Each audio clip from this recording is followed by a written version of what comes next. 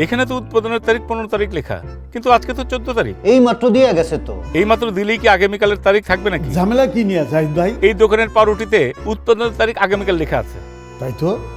আরে মিয়া, আমারে কইয়া কি কোম্পানি দিছে? শুধু উৎপাদনের তারিখ না, প্রতিটি খাদ্য পণ্যের প্যাকেটে সেই খাদ্য পণ্যে কি কি উপাদান ব্যবহার করা হয়েছে, তার পুষ্টিমান কতটুকু, সে তথ্যও থাকতে হবে। আছে তো।